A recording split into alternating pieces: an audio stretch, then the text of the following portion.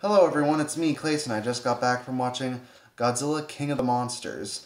Now, for some who thought that the first Godzilla film back in 2014, at least the first one in this monsterverse, for those who thought that film had too little Godzilla and too much boring human drama, here the human drama is still there, but it's far more interesting, and there's much more Godzilla, there's far more kaiju fights, and it's far more entertaining. But let's get to the story, shall we?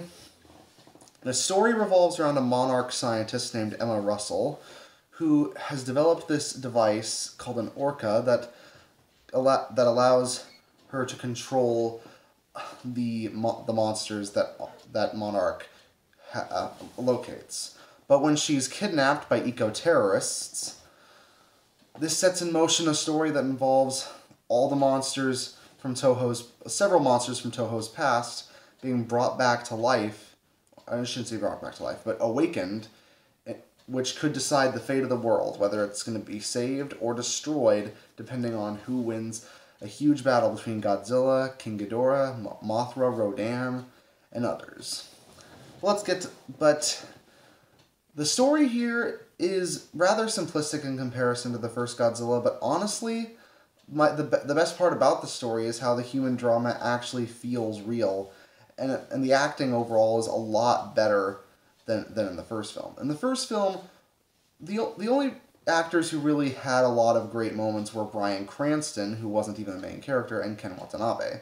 Here, Ken Watanabe is back and is as great as ever, but the other actors who play Emma, her daughter Madison, and her ex-husband Mark, and all the other characters, they're far more likable, they play their roles a lot better, and they're just more interesting. On top of that, the film basically doesn't even try to hide what it's trying to be. Godzilla has far more screen time, the other monsters get to fight quite a bit as well, and the action scenes here are therefore allowed to be more varied than just watching Godzilla on the ground or in the air for 2 seconds and then cutting away. There are fights in the sky, there's fights in the city. Godzilla and Ghidorah get to shoot lightning and atomic radiation at each other. It's a true spectacle once it really gets going. Especially in the final battle, where all the monsters get to join in a colossal showdown that feels like an Avengers movie, but for monsters.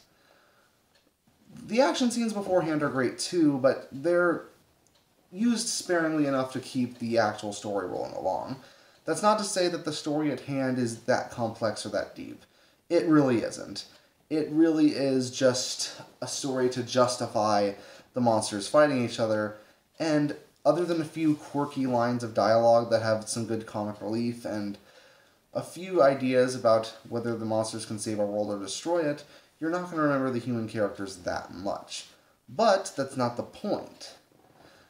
The point of a Godzilla film is to watch giant monsters fight each other, and for those who've seen the Toho movies, they would know that the story in the other movies comes secondary, and the primary reason you're there is to watch monsters fight each other. And this film understands that. So even though the story doesn't have an extreme amount of time focused on an extremely bland main character, it does have a story, and the story it tells is not that bad. And the script is often very quirky in how it not only makes for some fun dialogue, but it also happens to reference and honor some of the Godzilla films in the past. There is references to Godzilla Destroy All Monsters, Godzilla vs. Destroya, the first film that Ghidorah appeared in. You can tell the people involved, especially director Michael Dougherty, have a lot of respect for Godzilla, and it really shows in the finished product.